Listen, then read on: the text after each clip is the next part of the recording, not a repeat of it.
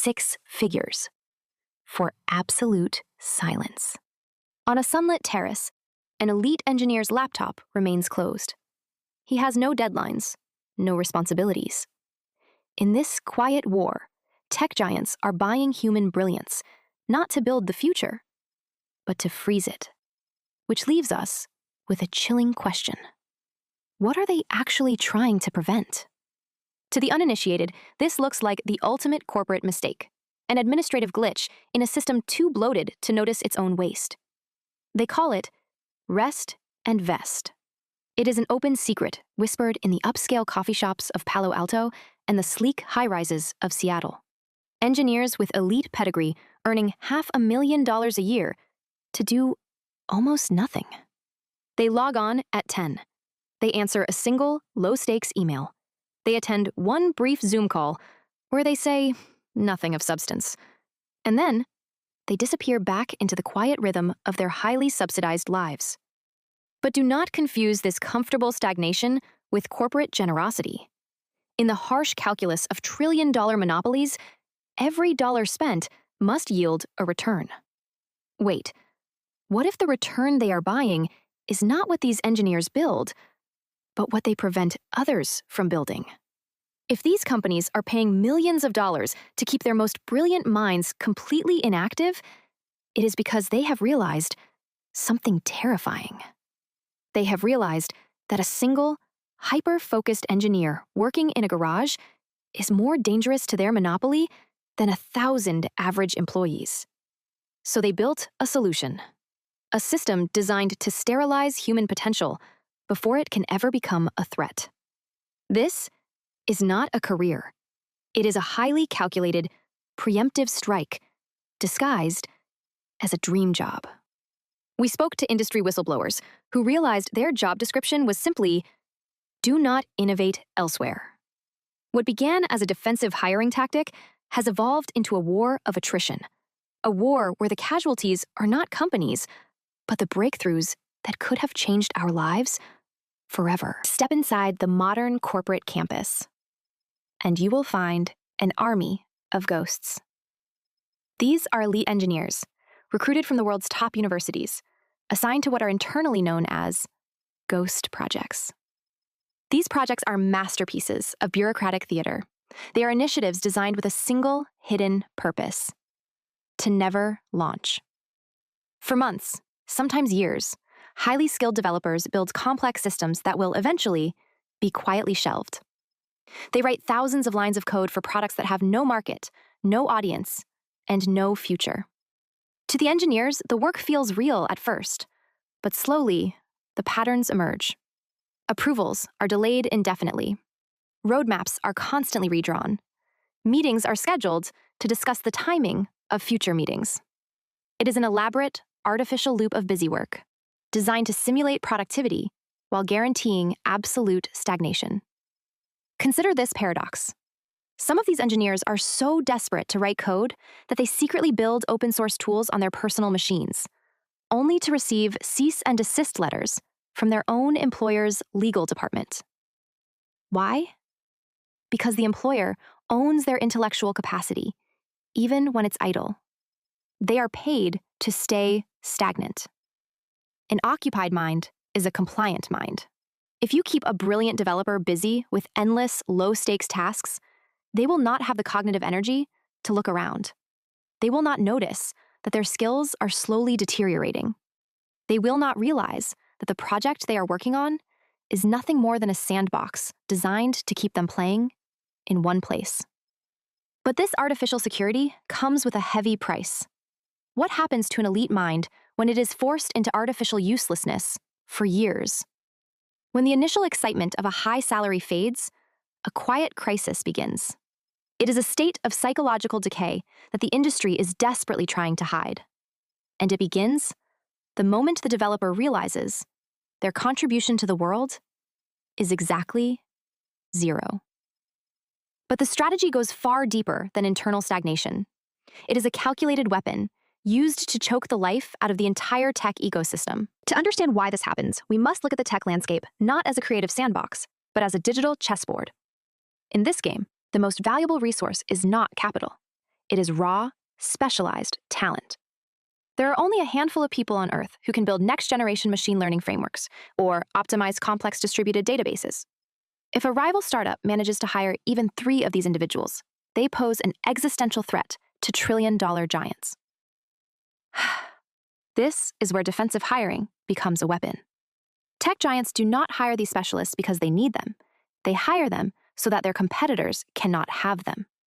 It is a preemptive buyout of innovation. By offering salaries that no early-stage startup could ever hope to match, big tech effectively starves the ecosystem of oxygen.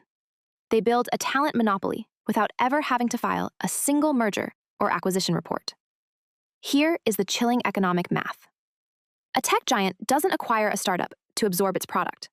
They pay $50 million to buy it, shut down the product, and place the team on a zero productivity hold. To a normal business, this is a $50 million loss. To a monopoly, it is a dirt cheap premium to ensure their trillion-dollar ecosystem against disruption. When a promising new startup begins to gain traction, the giants do not always try to buy the product. Instead, they execute what is known as an acqui-hire. They buy the entire company, immediately shut down the innovative prototype, and distribute the engineers across obscure internal teams. The startup's technology is quietly buried. The engineers are given massive stock packages and assigned to ghost projects. With one transaction, a potential disruptor is completely erased from the market. But beneath the legal paperwork lies a ruthless strategy of technological containment. And for the engineers caught in the middle, the golden handcuffs begin to cut deep into their psyche. While the corporate strategy is cold and calculated, the human cost is deeply emotional. Most elite engineers are driven by a deep, almost compulsive need to build and solve problems. When they enter the golden cage, they enter a state of severe psychological friction. Psychologists have coined a term for this: Boreout. Unlike burnout, which is caused by overwork, Boreout is the deep existential depression that comes from extreme, chronic understimulation. It is the feeling of watching your most productive years slip away while doing nothing of value. On private anonymous forums like Blind, engineers share their despair behind the safety of digital avatars. They speak of earning $400,000 a year while crying in their corporate offices. They write about the intense shame of telling their families they are exhausted, knowing they have done nothing all day. Here's the ultimate irony. These are the most ambitious minds on the planet. They spent their youth winning coding Olympiads, believing they would build the next space program or neural network. Instead, they are paid $500,000 to adjust the padding of a button on an ad console. They are given unlimited organic food and nap pods, but if they try to build something outside of work, they are sued. This is not a minor inconvenience. It is a form of psychological wear and tear designed to erode an engineer's self-efficacy. As the months turn into years, their confidence dissolves. They begin to believe that they are no longer capable of building anything real. They become terrified of leaving their comfortable positions because they feel their technical skills have completely decayed. They are trapped. And that is precisely the point. The golden cage does not just keep them from leaving. It makes them believe they have nowhere else to go. But how do companies legally enforce this state of artificial paralysis when traditional laws are supposed to protect worker mobility? In the world of talent hoarding, the law is both a shield and a sword. For decades, tech giants relied on non-compete clauses to keep their engineers from joining rivals. But as regulatory scrutiny intensified, and states like California strictly banned these agreements, the giants had to find a new loophole. They found it in a practice known as gardening leave. Under this arrangement, when an engineer decides to leave, the company does not immediately terminate their contract. Instead, they place them on fully paid leave for 6 months, a year, or even longer. During this time, the engineer remains a legal employee of the firm. They are paid their full salary, and their stock continues to vest. But there is one catch. They are legally barred from doing any work for any other company, including starting their own. They are paid to sit in their garden. This is a golden handcuff, where the key is a monthly direct deposit. But wait, is this really just about resting? No. It is structured as a mutually assured legal silence, where signing the departure package forbids you from ever talking about the nothing you did. By keeping the engineer on the payroll, they legally lock them out of the market during the most critical phase of technological development. By the time the gardening leave expires, the window of opportunity for a new startup has often closed. The market has shifted. The momentum is gone. And the revolutionary breakthrough that the engineer wanted to build remains a draft on a personal laptop. It is a system that turns the law upside down, using compensation as a tool of absolute intellectual restriction. And the cost of this restriction is not just paid by the engineers. It is paid by the entire human race. The consequences of this system extend far beyond the borders of Silicon Valley. When thousands of the world's most brilliant minds are paid to do nothing, humanity pays a massive, silent tax. We are living through an artificial innovation drought. Think of the breakthroughs we desperately need: advancements in climate technology, early cancer detection, efficient green grids, and secure digital infrastructure. Many of the minds capable of solving these monumental challenges are currently sitting in comfortable offices, optimizing the click-through rates of advertising algorithms. Or worse, they are working on ghost projects, designed to be deleted. We wonder why we haven't cured Alzheimer's, why clean energy grids are decades behind schedule, or why secure software is still a pipe dream. It's because the minds capable of solving these hard problems are currently optimizing the microsecond load times of a video sharing app's swipe gesture. This systemic hoarding has created an artificial scarcity of top-tier talent. Startups that could revolutionize healthcare or education are failing simply because they cannot find affordable systems engineers. And the talent that is available is concentrated in just a few massive corporate headquarters. We have traded our brightest future for a slightly more efficient ad targeting network. But this system was built on a foundation of cheap money and endless growth. And recently, the economic tectonic plates have begun to shift. The golden cages are starting to rust, and the ghost army is about to face a harsh awakening. What happens when the trillion-dollar cash cushions disappear and the ghosts are forced back into the light? For nearly a decade, the ghost army lived in comfort. But the era of free money has come to an end. With rising interest rates and a sudden industry shift toward efficiency, the calculus of talent hoarding has changed. Almost overnight, tech giants realized they could no longer afford the luxury of paying potential competitors to do nothing.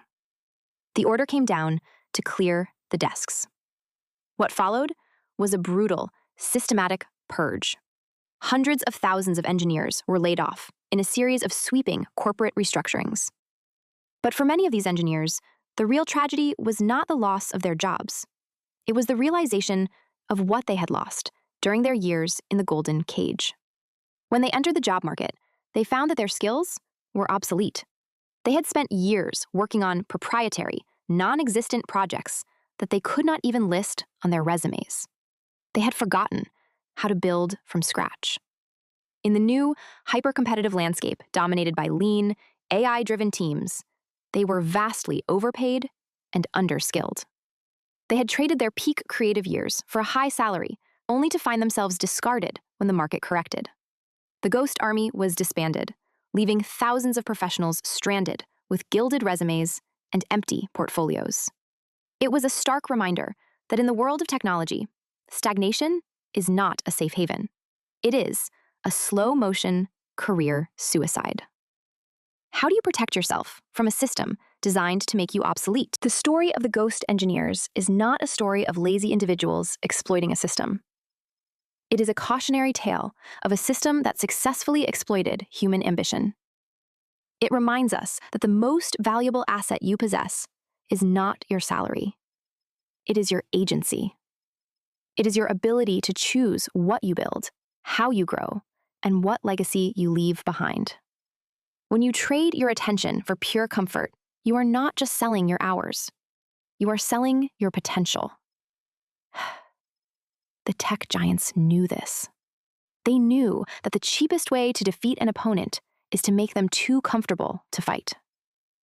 The next time you are offered a path of absolute safety, look closely at the walls around you.